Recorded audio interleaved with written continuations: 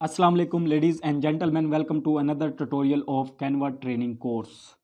आज के इस ट्यूटोरियल में मैं आप लोगों को कैनवा की टेम्पलेट्स को यूज़ करते हुए बैनर डिज़ाइन करने का तरीका बताऊंगा।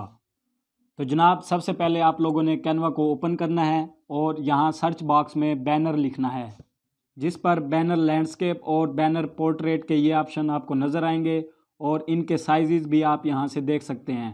कस्टम डिज़ाइन बनाना चाहें तो वो यहाँ से बना सकते हैं।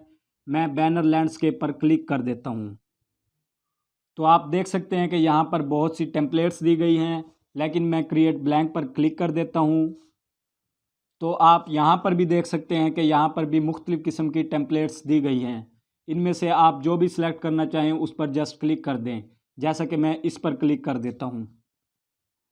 क्लिक करते ही ये टेम्पलेट मेरे कैनवस पर आ गई है। तो सबसे पहले मैं इस एलिमेंट को डिलीट करता हूँ। इसके बाद मैं जाता हूँ एलिमेंट्स में और यहाँ पैटर्न लिख कर सर्च कर देता हूँ। यहाँ से आप मुख्तलिफ़ पैटर्न्स को यूज़ कर सकते हैं। मैं इसको यूज़ करना चाहता हूँ तो इस पर क्लिक कर देता हूँ। इसकी रोटेशन को 90 डिग्री पर ले जाता हूँ और इसको कर देता हूँ रिप्लेस एज बैकग्राउंड। तो जनाब, आप देख सकते हैं कि ये हमारे बैकग्राउंड पर एडजस्ट हो चुका है। इसके बाद मैं इन एलिमेंट्स को अनग्रुप करता हूँ और इस एलिमेंट को डिलीट कर देता हूँ और अब डबल क्लिक करके यहाँ पर information system for digital training लिख लेता हूँ और फिर इस टेक्स्ट को बड़ा कर लेता हूँ और यहाँ से इसकी स्पेसिंग को बराबर कर लेता हूँ। और अब मैं जाता हूँ अपलोड के सेक्शन में। तो ये दो इमेजेस मैं पहले ही अपलोड कर चुका हूँ। यहाँ पर मैंने लोगो को यूज़ करना है तो इस पर क्लिक कर देता हूँ और इसको रिसाइज करके इस लाइन के बराबर सेट कर देता हूँ। इसके बाद मैं इन सर्कल एलिमेंट्स की प्लेसमेंट सेट करता हूँ। इसके लिए इन तीनों को सिलेक्ट करता हूँ और इनको यहाँ पर सेट कर देता हूँ और फिर मैं ऊपर वाले सर्कल को सिलेक्ट करता हूँ और इसको लोगो वाले कलर में से एक कलर असाइन कर देता हूँ। और अब मैंने ये टेक्स्ट चेंज करना है तो इस पर डबल क्लिक करके यहाँ पर learn from experience and professional trainers लिख लेता हूँ। तो जनाब, आप देख सकते हैं कि ये एलिमेंट भी अपनी जगह पर सेट हो चुका है। तो अब मैंने यहाँ पर इमेज सेट करनी है। तो मैं इमेज को ड्रैग करते हुए यहाँ पर ड्रॉप कर देता हूँ और यहाँ से डबल क्लिक करके इसकी एडजस्टमेंट सेट कर देता हूँ। आई थिंक ये इमेज यहाँ पर बिल्कुल ठीक है। और अब हम चलते हैं नेक्स्ट। तो मैं एलिमेंट्स के सेक्शन पर दोबारा क्लिक करता हूँ और यहाँ पर ब्रश स्ट्रोक लिख कर सर्च कर देता हूँ। तो ब्रश स्ट्रोक के इन एलिमेंट्स में से आप कोई भी यूज़ कर सकते हैं, लेकिन मैं ये वाला यूज़ करना चाहता हूँ तो इस पर क्लिक कर देता हूँ और इसको कैनवस पर आने के बाद थोड़ा छोटा कर लेता हूँ और इसकी मतलूबा जगह पर सेट कर देता हूँ।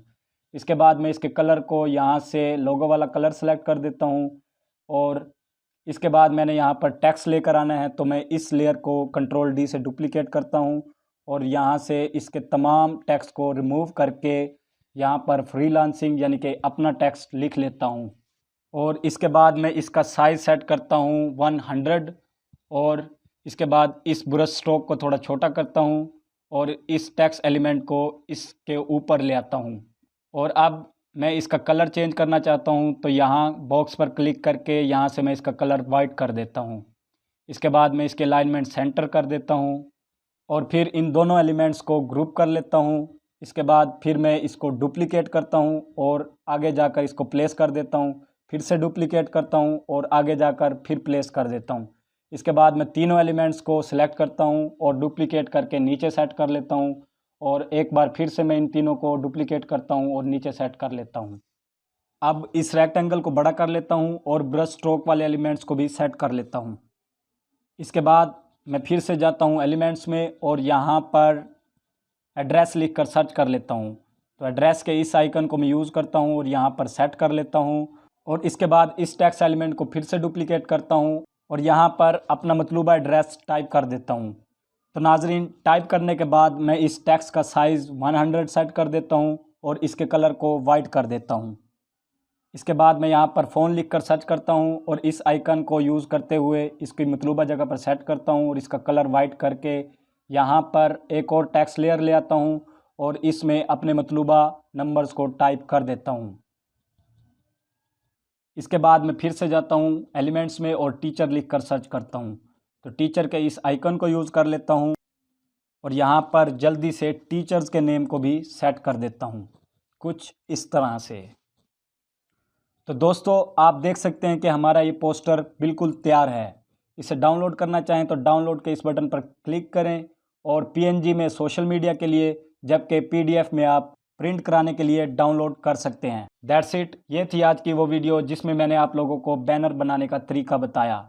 तो कैसी लगी ये वीडियो, राय का इजहार आप लोगों ने कमेंट में करना है। वीडियो को लाइक और चैनल को सब्सक्राइब भी करना है।